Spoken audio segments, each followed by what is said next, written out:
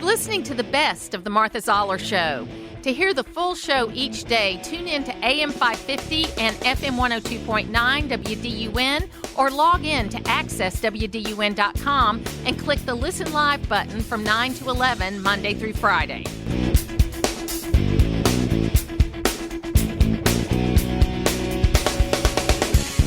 Michael Levine is joining me right now. He's a public relations expert and a writer. He has written a number of books, including Guerilla PR, which is still the best-selling public relations book in the world.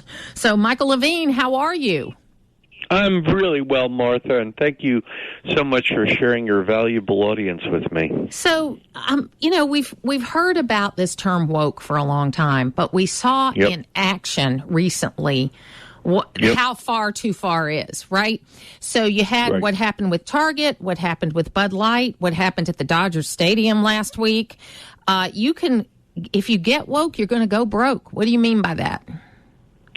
Well, it's a saying that's catching on for very good reason. There's a lot of data to support it.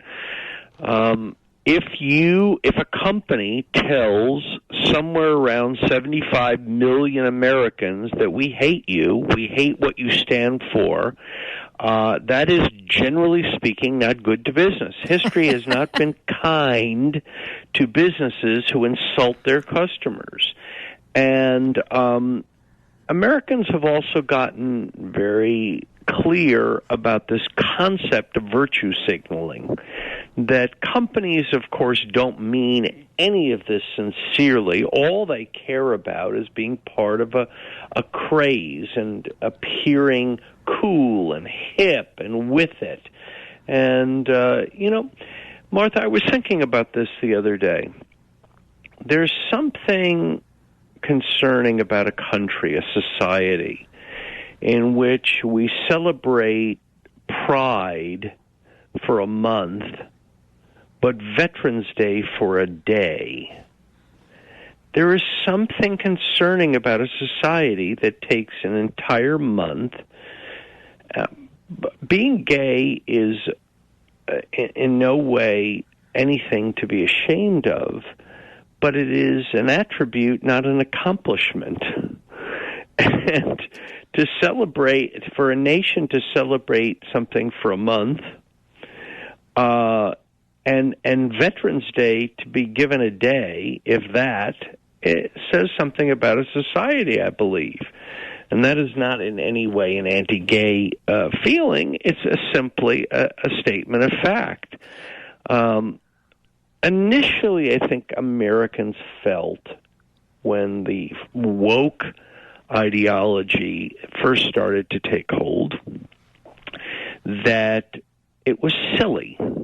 People regarded it as silly. Calling men women, calling women men, putting tampons in a men's room, all of this was regarded as silly. Until it got to a place where people started to recognize, wait a second, this isn't merely silly. This is dangerous. And it's dangerous for a society, it's dangerous for its children, and it's very, very bad for business. The business of business should be business, and it shouldn't be political lecturing. You know, period. you made the point about the one day for Veterans Day, and that's something I heard. Actually, Rob Schneider's got a new special out that I was watching, and he says, look, I'm a liberal. I'm a liberal that lives in California, okay? But there's a problem for me, and he used other examples besides Veterans Day. He said Memorial Day, President's Day, Martin Luther King's birthday, okay? You know, it's one day, and we've got this whole month, and it's an important point. And I just think that they crossed a line, and it kind of started a couple of years ago when Terry McAuliffe made that statement about how parents shouldn't know what their kids are being taught at school. And then he ended up losing an election, basically because of that statement. And now you've got in California a bill that's going through the California House that's going to say you could have your child taken away from you if you don't agree with what a 13-year-old says about what their gender is, or a 4-year-old, or a 7-year-old. I think you're profoundly right. And let me tell your listeners, the reason that Governor McAuliffe didn't want people to know what their kids were being taught at school was, I think, fairly obvious. What was being taught at school would be deeply, deeply concerning to the majority of parents. And it is far, far, far more extreme than you're led to believe if you're not a parent. If you are just a regular citizen and you're going about your day, you don't think that the kinds of things that are being taught in school are nearly as radical as they are. And I mean to 12-year-olds, to 8-year-olds. And it's very, very concerning, and it's not a good business strategy. Go woke, get broke is a very catchy slogan, but the question is not whether it's catchy. The question is whether it's true. And if you don't believe me, why don't you ask Bud Light? Yeah, it has been going on for a month, more than a month now, a couple of months that they've been and down. There are hundreds of companies within our country who feel that flirting with virtue signaling and sending messages out to customers. When people go to Starbucks, they don't go for a political lecture. They go for a cup of coffee, presumably one they would like to get hot and quick and not at $6.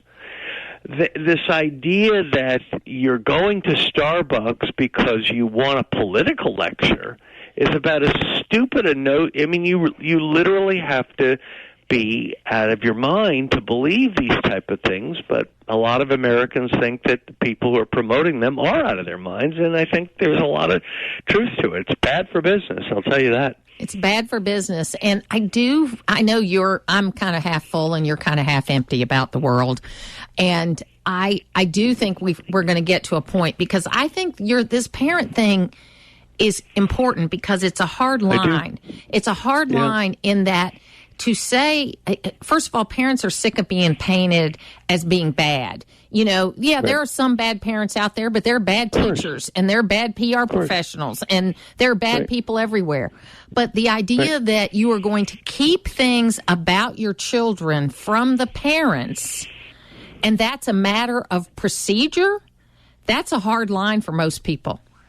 I think you're right, and I think there is increasingly a backlash to this, and I think the hard rain is going to fall. I think, and if we look at Bud Light and we look at many other companies, the Dodgers recently, and Target, I think you have to be almost blind not to see what your eyes see. That's right, absolutely. Michael Levine, if people want to know more about what you're doing, how can they do that?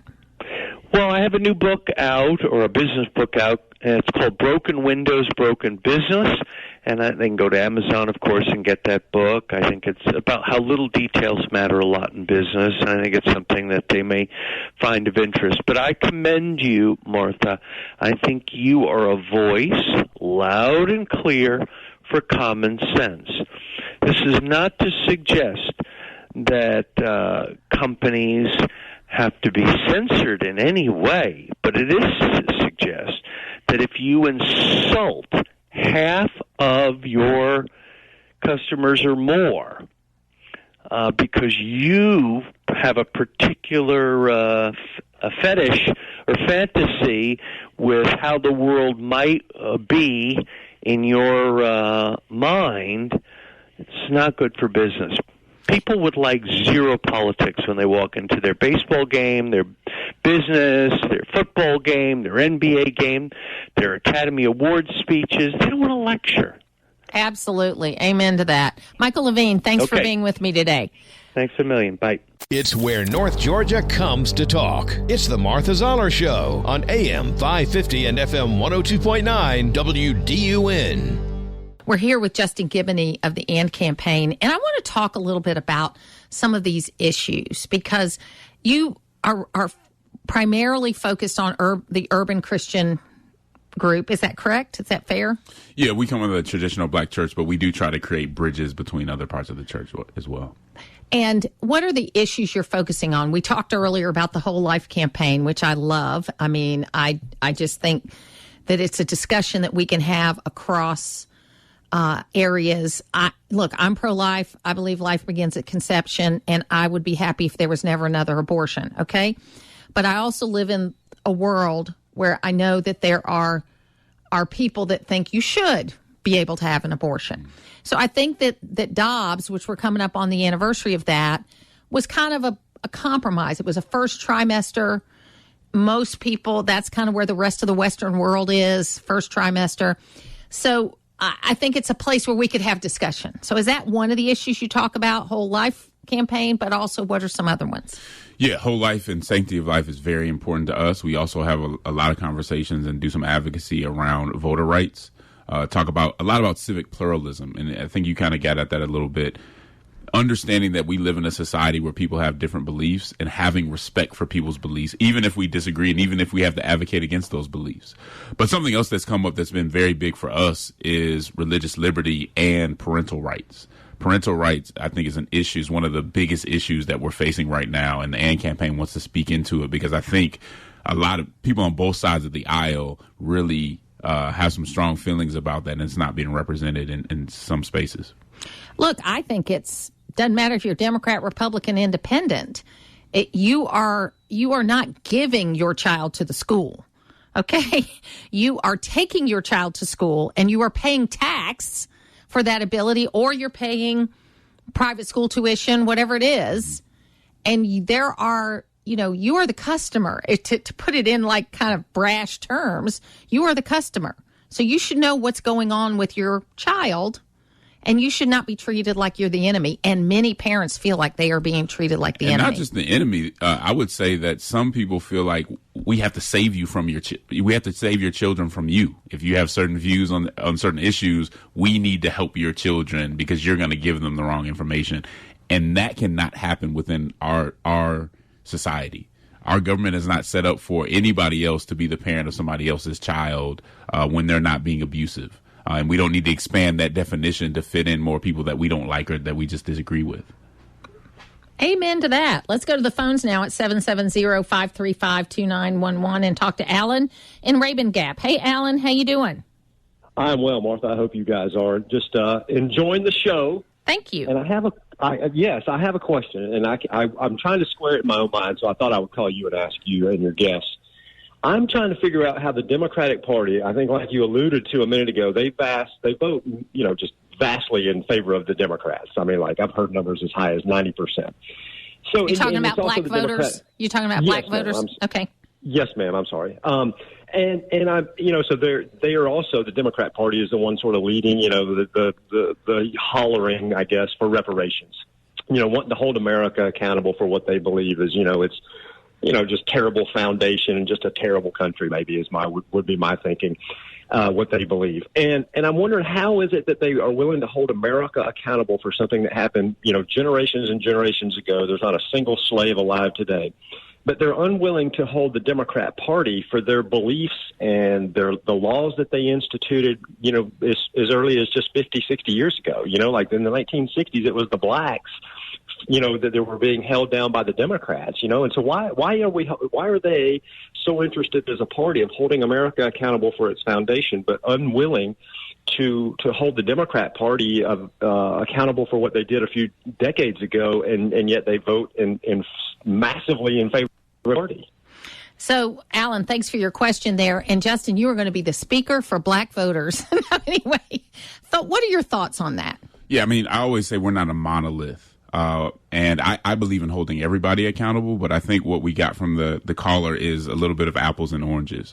One of the issues that a lot of African Americans have with the Republican Party and conservatism in general is that there hasn't always been an acknowledgement of the history. And if you look at certain disparities, I think that history still has lingering effects. And so the idea that we can talk about people being enslaved for hundreds of years and then going through Jim Crow, which Jim Crow just ended, 10 years before I was born, right? It wasn't that long ago. And then say that's the same as holding somebody accountable for a thing a party might do. I think we're missing the point there. I think what he was saying, though, and I don't want to speak for Alan, but he's gone. So I think what he was saying, though, is many of those Jim Crow laws were passed by Democrats. Yeah, but those were Dixiecrats, right? And many of them became Republicans. So it was more ideological. But they're all dead now, okay? And the Republicans, okay, I don't want to go all the way back to Lincoln, but Lincoln was a Republican. But let's look at Ronald Reagan. He signed into law Martin Luther King's birthday. That was under a Republican president. Affirmative action was a Republican president, Richard Nixon. He was actually the guy that did the Dixiecrat theory. The Southern strategy was Richard Nixon getting all these conservative Democrats to vote Republican. So I think Republicans get kind of a bad shake, for the fact I think they're very I think they get a bad shake for it because it was when LBJ signed the civil rights legislation, he thanked Republicans because it was the 22 Democrat senators that didn't vote. So I hear what you're saying. I do. I'm just saying I think that there's some misconceptions on both sides. And what a lot of people think is that the Depression kind of busted everybody. In the 30s, everybody got busted. And that after that, people kind of built back from there. We did have Jim Crow until probably, I don't know, my school integrated in 72, which was, it didn't integrate until 72. I know that's surprising to you. I see your eyes. No, I'm not surprised. Yeah. My mother actually was head of the PTA in 1956 in Columbus, Georgia, when Brown versus Board of Education. And her idea was we should start by integrating first grade, then first and second grade, then first, second, and third, then first, second, third, and fourth. And then it'd be about a 12-year process, but that it would be easier to do it that way. We basically got ran out of town on a rail for that one because that was like race mixing and back in those days and that kind of thing. But my parents were always very open-minded about those kinds of issues. But I think it's difficult. But I hear what you're saying, that you feel a little reticent about Republicans, and then Democrats expect you to vote for, I don't mean you personally, but you to vote for them, even though they haven't dealt with all their issues either. Yeah, I mean, on the Republican end, whether we look at some of even the laws in Georgia when it comes to voter rights and not, saying there's all these issues and bringing them to the table, when you have people who've in this country have by law been disenfranchised longer than they've had franchise, and to overlook that as somehow we've had a racial reset in America, I just think misses the point, and it misses the lingering impacts that's had on my community. I do think that Democrats in general have been willing to reckon with that more than Republicans have. People are really asking for the recognition of those issues, and if we think something can happen for hundreds of years and then it's going to reset in 40 years or something like that, that's just not how things work. And Republicans would do a better job to acknowledge that. I think a lot of people in the African American community have issues with somebody like Tim Scott because he doesn't acknowledge that himself, and so that's why I think he may have some problems crossing the line. And I think they hold it against him. He's a Republican. Okay, I think if he were a Democrat with those same ideas, he would be more accepted. But what I think that he does is he presents the story and the injustice, but he does it in a really positive way. I mean, he talks about his grandfather having to get off the sidewalk and when a white man came towards him. He talks about, picking cotton and having to make ends meet and a single mom. He talks about all those things. But I do think, don't you think in many ways it's just a personality difference? You've met those people. It doesn't matter if they're black or white. There are people that look at the world half full no matter what. No matter what happens to them, no matter where they go, no matter what they do.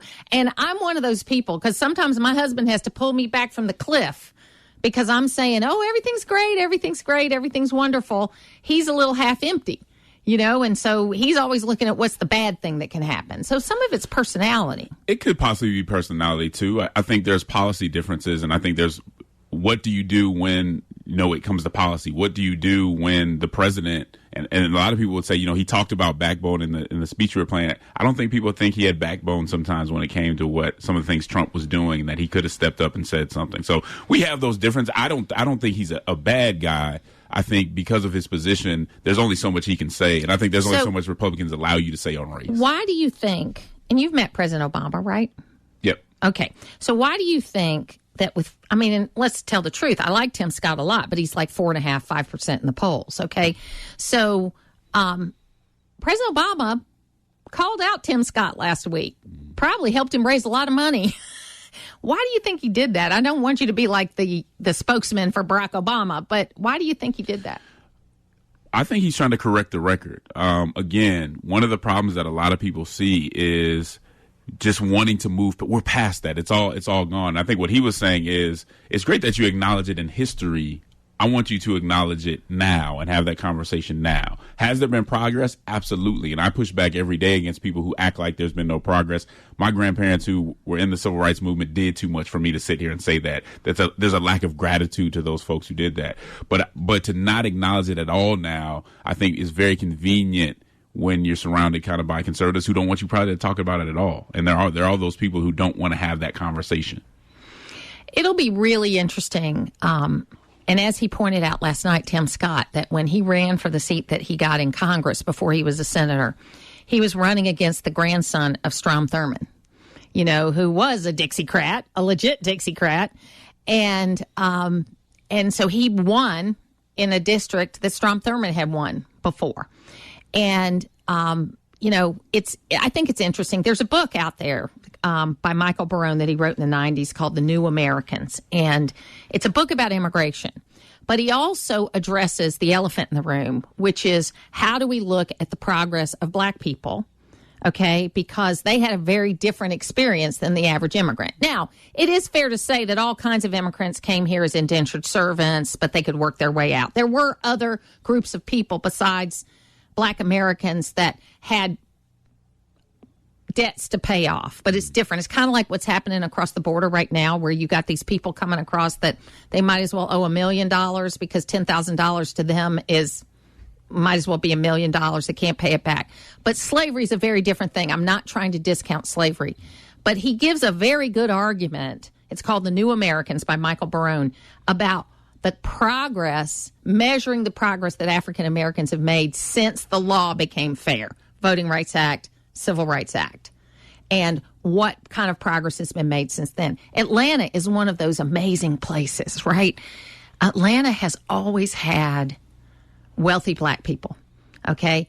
And because the reason why we didn't have the kind of destruction during the civil rights movement was, one, we had Martin Luther King Jr., but two, we had wealthy black people and wealthy white people that ran companies and came together and said, we're not going to have this in our town, and we're going to make things better here. In Atlanta, it's called the city too busy to hate. I think it was. It was a fabulous place to grow up in. It's great. But I understand that there's a different perspective before Voting Rights and Civil Rights Act and after. And you can't just wipe away the whole history. I get that. And I don't want to do that. But I do think I'm glad you pointed out there are some people, black and white, that discount the progress that's been made. So it's not, I like to say white people think it's better than it is. Black people think it's worse than it is. And that somewhere in the middle is the truth. It's something we have to look at. Again, I appreciate you because we can sit here and have an honest and respectful conversation about that.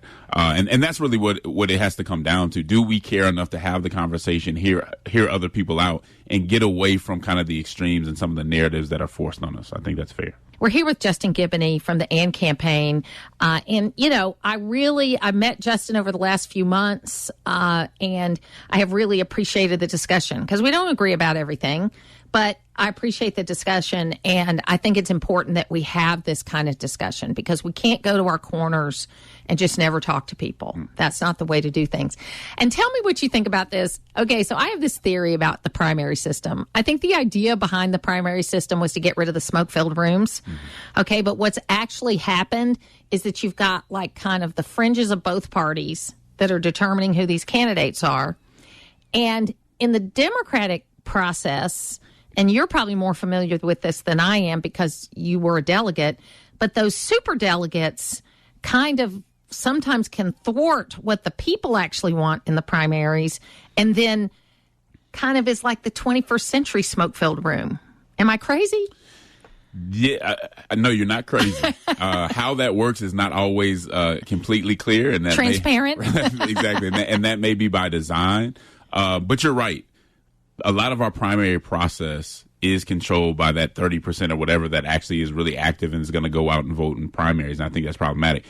It didn't happen as much on the Democratic side because Biden wasn't the extreme candidate, right? He goes to South Carolina where you're going to have more African Americans voting who are going to be kind of more moderate, and that's kind of what pushes him forward. But in a lot of other places, the control is in the hands of folks who are going to be a little more extreme. So supposedly, and I'm asking your political hat now, he's not going to be on the ballot, President Biden, in Iowa and Iowa's a little different because it's a caucus, but he's not campaigning in Iowa or New Hampshire. If Robert F. Kennedy wins one or both of those, does that matter? It matters. He still has a long road, right? Because he's not going to win. It's going to be hard to win Super Tuesday. So what happened, just to back up a little bit, what happened is they moved South Carolina's primary and said this is going to be the first one, which makes New Hampshire and Iowa mad. So Biden is probably not going to win those states. There's still such a long road to go. And because you have so many voters, primarily in the African-American community, when you get to Super Tuesday, when you get to South Carolina, I don't know if it's going to be enough, but there's still so much time. It's hard to tell. Well, in open primary states like ours, Robert Kennedy is an interesting guy because he's kind of a populist. And my friend Eric Erickson thinks that he's going to draw from Trump as much as he does from Biden because of his populist viewpoints on things. So I think that's kind of interesting. I have, I'm a radio person. I have a hard time listening to him, and I know that's a disability that he has, but it's a fact that people are going to feel uncomfortable listening to him because of the problem he has talking. And you don't like to say that out loud, but it's true. Yeah, and in fact, when I first started listening to, because I've seen him on podcasts, and I think he's doing a very good job of going to podcasts and going to talk radio, things like that, and kind of skipping over other forms, those more traditional forms of media.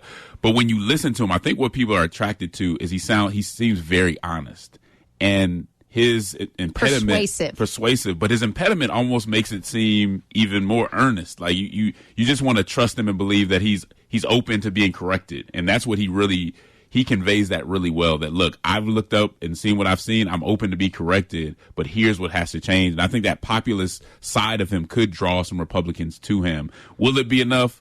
At this moment, no, but it's still so early. You never know what can happen. So, Justin Giboney, give folks how they can get more information from you if they'd like to. Yeah, you can reach us at andcampaign.org to learn more about the organization and our chapters. You can also listen to the Church Politics Podcast with me and Pastor Chris Butler. And then on Instagram, we are at AND Campaign. Putting the talk in news talk. It's the Martha Zoller Show on AM 550 and FM 102.9 WDUN. Right now, we're talking to Gabriel Sterling, who is the Deputy Secretary of State for Georgia, and he works with Brad Raffensperger. He was the face you saw many times through the election of 2020, and now you're hiding all the time, Gabriel. What are you doing? Not out there. No, I'm just kidding. You're always available. Thanks. How are you? Real quick, just to correct, I'm good. Correct one thing. I'm the Chief Operating Officer. Somebody else is deputy, and I want to make sure they don't think. Oh, okay. You got it. Chief Operating Officer, the COO, which is great. Correct. Thank you so much. All these titles. What can I say? Listen, I wanted to talk a little bit about first of all, the couple of systems that we're implementing right now. I think it's called Jarvis, right? Is that what it's called? That is the new voter registration system that we kicked off phase one in the 2022 election. That was all the outward-facing stuff, the online voter registration, absentee ballot request, the My Voter page where you can check your precincts. And phase two we rolled out to start off in February of this year, and that's where the counties do their work for voter registration. We're still going through the rollout, the iterative process, what we call UAT testing on different parts of it. So it'll be in really good shape by the time we get to the November elections for the municipals, and then going into the state elections and the presidential preference primary on March 12th of 2024. So how's that rollout going? Pretty good. I mean, like with any new software, there are going to be hiccups. And we're working really closely with the counties who have been working with us since the beginning. We had a working group of about 20 counties we start with, and then we had a separate group of counties to do testing, because what you want to do is you don't want to have the people who designed it test it because they know how it's supposed to work. You want to give it to other people who didn't design it so you can make sure it works for them and anybody else that comes along. So it's going pretty well, but there's challenges. We had some problems with the redistricting module, which we just rolled out some fixes to last month. We had a big release on Thursday of last week. So this is a continuous thing that we do. And we are also participating in a system called ERIC, correct? Where we are. Yes, explain to people what that is, because I get emails all across the spectrum about this based on what they've read about it. Explain to people what it is and what it does. Okay, so ERIC is run by the states, by the member states. And we got up to one point, we had 33 states in there. What we do is we exchange our data with each other to say, hey, it looks like this person, Robert K. Smith with this birth date was registered in Spalding County, and now it looks like he moved to Nebraska or South Carolina. And what we do is we share that data, and then in Georgia we take that data and we mail, because there's a law we have to follow called the National Voter Registration Act, the NVRA. And in that, we can't, just because we know somebody's moved and we're 90% sure that that's the right person, we can't legally remove them. We have to have them send us back a letter with their signature saying, take me off the rolls. And we've done that now for a couple of years. And through that process, we've been able to remove 120,000 people from our rolls legally. But then one of the really great things we can do, this is literally the only tool in the country that we can use to see if somebody's voting in two states and compare that, and then try to find a way to refer it to the state election board for potential prosecution. This is the only tool that exists to do that. Yeah, I mean, I was really kind of blindsided by people thinking this was some kind of plot because it seemed to me, because I was on a briefing about ERIC before we joined it, and it wasn't with the state of Georgia. It was with a group that I was involved in regarding election integrity. And when they explained it to us, I was like, man, I don't know why Georgia doesn't do this. This is a big problem that we have. And I would assume, and this is just me making an assumption, that states like Georgia, where you have lots of people moving in and out all the time because we're a vibrant state, and you've got people moving in, people moving out. We're not stagnant in any way, that it makes it really hard to keep up the voter rolls. And so you don't want people that can vote in multiple states. I mean, it seems like a way to avoid that. And it just made sense to me when I first was briefed on it. That is absolutely correct. And one of the problems we have is, and I know we say this all the time on your show and amongst our friends, these federal laws get in the way of us doing smart, normal things for our states. Like, we should be able to electronically, we have enough data now, we have enough information to where if we know, we can identify if somebody's moved, we should be allowed to take them off the rolls. We shouldn't have to go through this process of getting a wet signature and doing all that. Yes, there needs to be a legal process to do it rationally, but this is the only tool we have right now to get people off without having to go through it's essentially an 8-year process once they move. A lot of people talk about national change of address. We get that data now through ERIC. We used to get it individually. It's a little cheaper to do it this way. Another thing that we get is we used to get just the vital records from our counties when people died. Now we have access to the Social Security death records. And trust me, those are the best, because the last thing the feds want to do is send money to somebody who's not there. So we have better death records. We have better interstate records. We have, at this point now, because we have automatic voter registration and we've joined ERIC, we literally have one of the cleanest voter rolls in the United States. And it's been pretty much noted that way by experts. Okay, so there's been this long-running lawsuit, Curling versus Raffensperger, which was actually started prior to the 2020 election, if I'm correct about that, in the reading that I've done. But there were these two reports that came out of that case, and one was called the Haldeman Report that was negative about Dominion machines, and then there was another report that came out. I'm getting a lot of emails about that. A lot of emails like, see, we told you right from the beginning that there were these problems. These are expert reports that have come out of a lawsuit. And again, I'm just reading open source information about this, Gabriel. Give us the background on this, and what if anything is legitimate about these reports? All right, so let's get the full background. This started off as Curling versus Kemp. This was a lawsuit brought in 2017, and that started. Now, they kept on going. They changed their claims to go after BMDs because what they want to do, and what we have to understand, the single largest funder of this lawsuit was Stacey Abrams.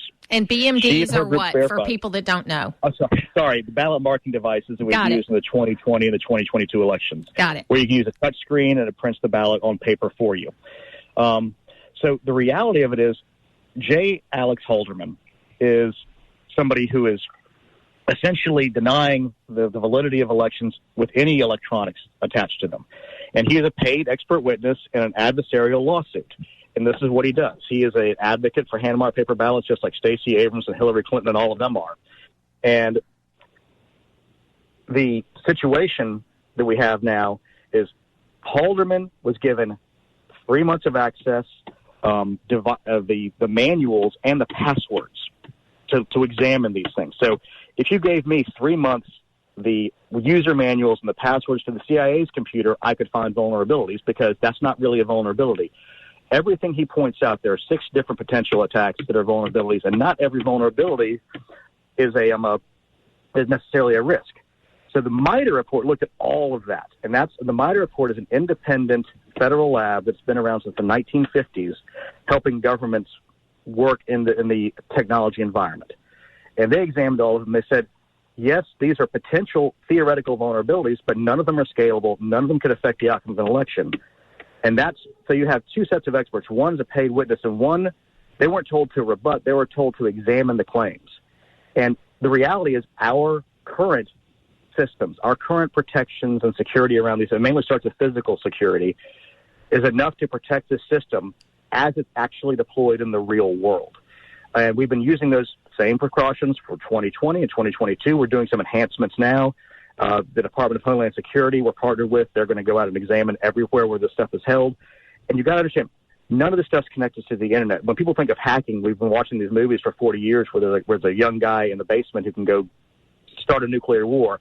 That's not what these are. You have to physically have access to do the kind of attack they're talking about doing. It would take hundreds of people in thousands of locations and nobody noticing what they're doing.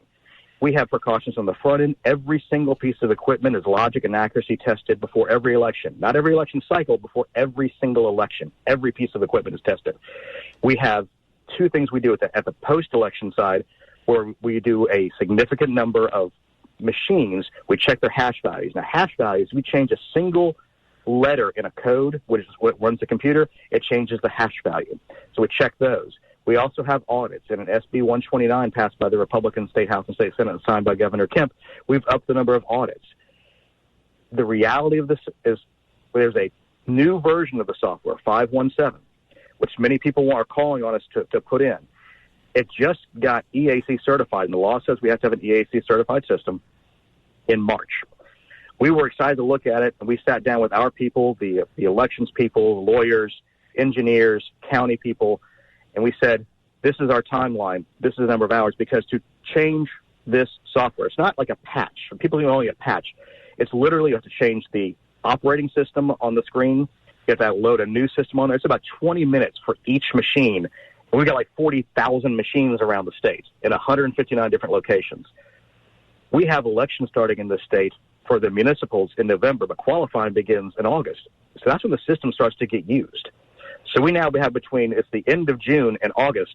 That's not enough time to go do all this. And then we have runoffs for a lot of those that will be in December of 23. As you know, we have lots of runoffs in municipal elections. And then March 12th is when we have the presidential preference primary. It's a federal election. So we'll be building ballots in December to send out to overseas voters in January.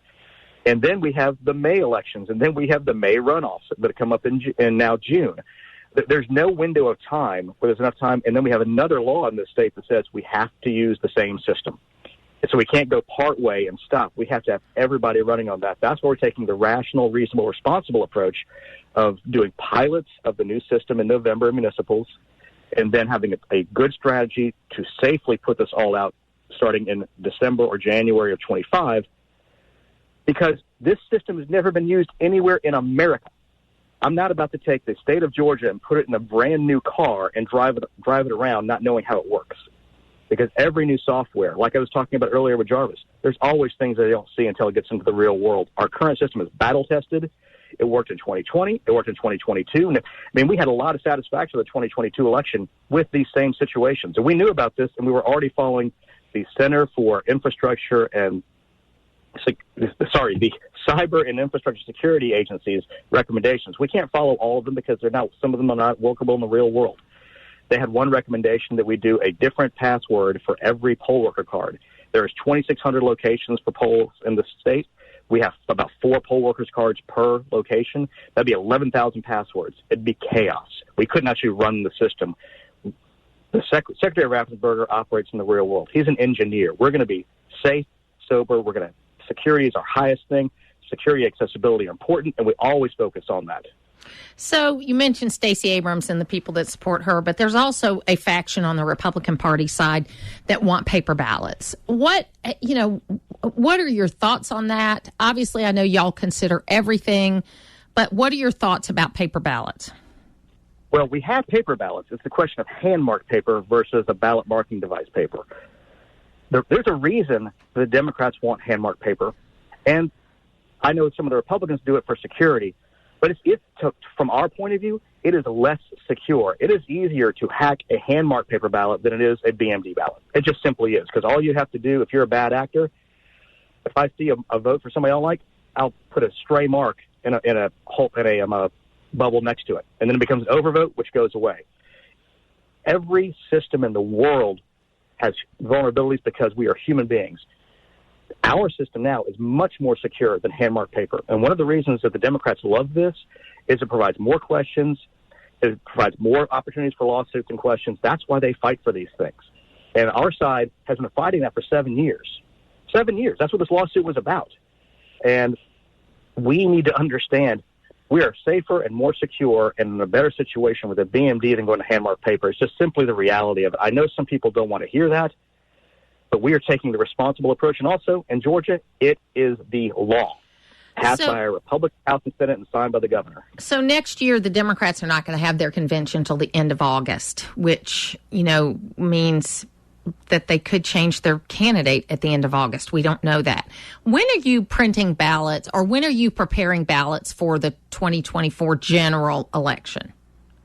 You start building those ballots after the runoff. And the runoff will be in June. So we'll start really in July to start building those out, because then we have to send them out, and forgive me, I don't know the date off the top of my head, 7 weeks before the November election. So we'll see, early November, October. We'll start sending out the first ballots by electronic ballot delivery to our military voters in September. So we really have kind of like a August, September is the time we can build them in. And I love this. Building ballots is extremely difficult. Yeah, There's a lot of factors. You got different districts, I know. It's really hard. Gabriel Sterling, thank you so much for your time today. We definitely want to get you to come in one day, and I think we could do a whole show on this, and it would be great. Oh, we'd love to do it. It's local radio, and that's why you're listening. It's the Martha Zoller Show on AM 550 and FM 102.9 WDUN. Shondell Summer is here with me today, and we're talking to Matt Brown. And Matt, welcome back to the program. How are you? Welcome. Thank you for letting me be here. I'm doing well today.